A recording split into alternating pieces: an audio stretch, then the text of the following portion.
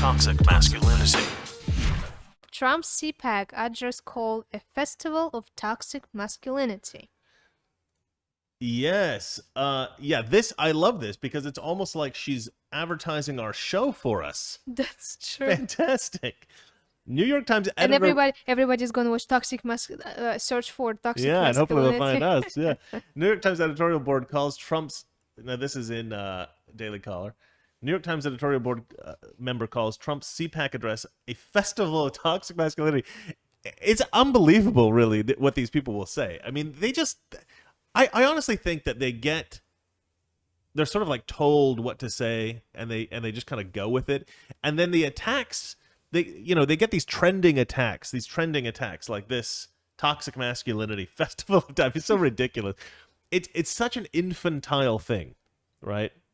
Like it's basically name calling. The left has been reduced to name calling. I posted this tweet today. It said, what did I say? I said something like, if you're a man who thinks you're a woman, you're insane, right? Which I actually believe that.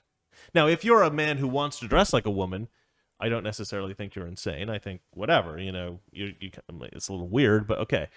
But this claim that actually I'm a woman inside, that's insane. You have to be mentally ill to believe that, because you're not a woman. You're a man. You're born a man. You're a man. That's it. That's what I think. Okay? So that's what I posted. And this got quite a lot of hits, and it got quite a lot of attention amongst these sort of like trolls that either they're trans people or they're people who want to defend the trans community. And so one of these trans troll people wrote something about, oh, you're just saying that because you have a tiny penis. And like that's a weird attack. That's a weird thing. And then somebody else wrote it, and somebody else, and I was just like, I really wanted to write back, kind of clever jokes like, how did you know? Stuff like that. But or just scream, it's normal size, which I think that like the desperate insistence that you're normal size is kind of funny, but as opposed to huge, which you would expect people to normally say. So I wanted to write stuff like this back, but I thought, you know what, let's just like let them do their harassing sort of trolly stuff. But it was weird.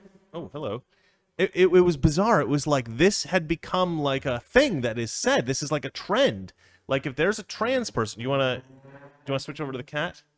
Yeah, you can turn on the camera on me. But this has become, I don't want to track from the message real quick.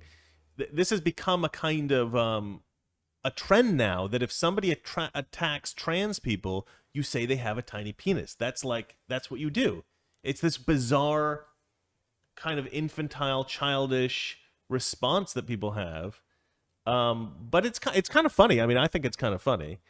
I'm sure there's some people who would be actually, upset by this kind of harassment. But I think it's hilarious, actually.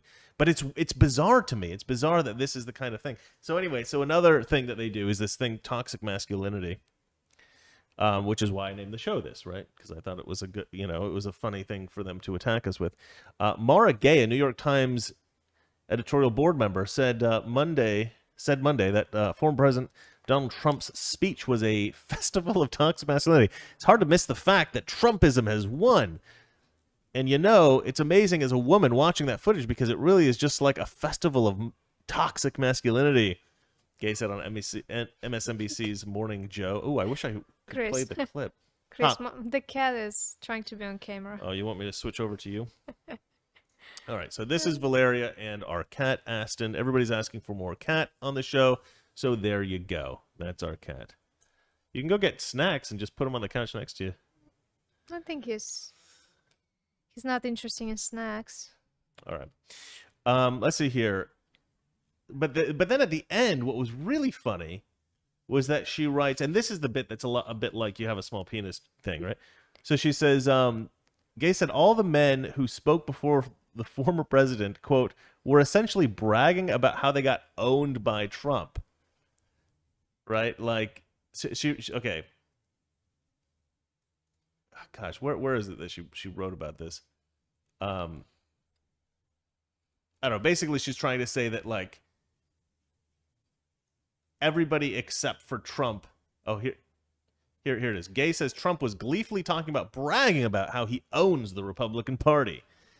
I don't think he really said that, first of all. But secondly, this idea that other people in the party, I watched some of those speeches. I watched some of the people speak at CPAC. I never heard anybody say, "Yay, I play second fiddle to Trump. I'm like, I'm marching in Trump's army and I'm one of his good pet soldiers."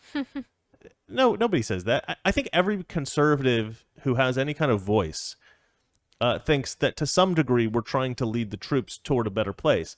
And a lot of us do think that Trump is the best person we have right now to lead the party. But like Democrats are following Biden. I don't know how that's better. Anytime you have a head of the party, somebody who's in charge of the party, you guys, to some degree, you're following the lead of that person. It's a weird insult, but it is this sort of petty kind of thing. They're essentially bragging about how they got owned by Trump.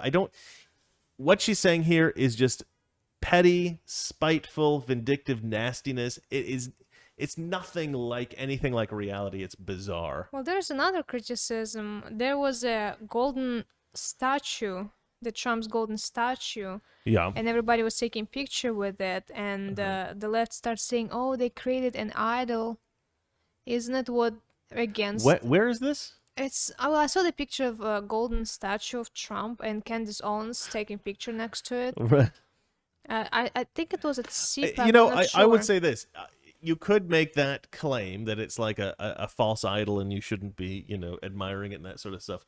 If you're actually worshiping it as a god, like I have like a toy Aston Martin, right, little car that I bought, an antique, and I don't, and I like it. It's kind of a fun little decorative thing. I don't really have it out, but the thing is, I don't worship that little toy as a god. I have a picture of Reagan up here on the wall, and I forgot to put that light on. But and I admire Reagan, but I don't worship him as a god. You can have images of people up that you admire, and it's not a false idol unless you worship it as a god. No comment? I switched to your camera, so you have to say something now. Well, the left is exaggerating everything. Of course, yeah. It's all this kind of slanderous. It's whatever they can say to be cruel. Do you want to move on to the next story? Yeah. Next story. I like talking like that into the mic. Let's just talk like this the rest of the show. Alyssa Milano floats CPAC Nazi conspiracy theory, calls for boycott of Hyatt. Hyatt is some. I know it's a hotel hotel chain, yeah, but how do you pronounce it? Toxic Masculinity. Weekdays, 9 p.m. Eastern, 6 p.m. Pacific.